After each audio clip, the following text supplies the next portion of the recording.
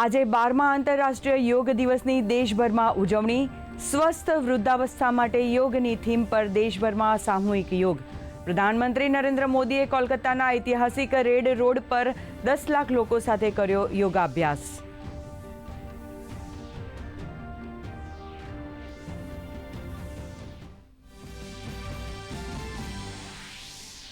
પ્રધાનમંત્રી નરેન્દ્ર મોદીએ કહ્યું, યોગ સંતુલિત જીવનશૈલીનો આધાર. યોગ દ્વારા ખુલે છે શાંતિનો માર્ગ. દુનિયાના ઉત્તમ ભવિષ્ય માટે યોગ જરૂરી. યોગને જીવનનો આધાર બનાવવા પીએમ મોદીનું આહ્વાન.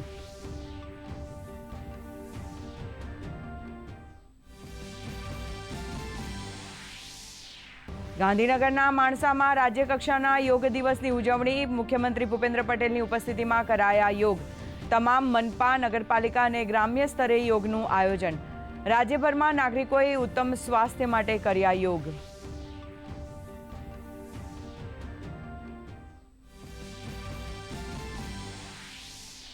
અમદાવાદમાં પણ વિશ્વ યોગ દિવસની ઉજવણી. કેન્દ્રીય ગૃહમંત્રી અમિત શાહે કર્યા યોગ. નાયબ મુખ્યમંત્રી હર્ષ સંઘવી પણ રહ્યા ઉપસ્થિત.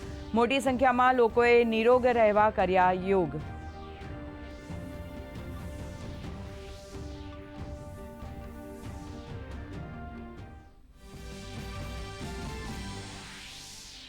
કાશ્મીરથી લઈ કન્યાકુમારી સુધી યોગ દિવસે સર્જાયો અનોખો નજારો. પેંગોંગ ઝીલના કિનારે આઈટીબીપીના જવાનોએ તો લેહ લદ્દાખમાં ઇન્ડો ટિબેટિયન બોર્ડર પર ભારતીય પોલીસ જવાનોએ કર્યા યોગ. રાજસ્થાનના અજમેરમાં બાળકોએ સ્વિમિંગ પુલમાં કર્યા યોગ.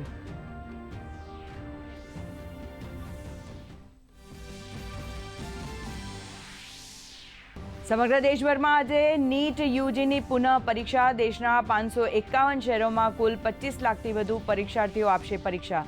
રાજ્યના મહાનગરોમાં પણ પરીક્ષાનું આયોજન. પરીક્ષા કેન્દ્રો પર ચંપાતો પોલીસ બંદોબસ્ત. પોલીસ કંટ્રોલ રૂમથી થશે લાઈવ મોનિટરિંગ.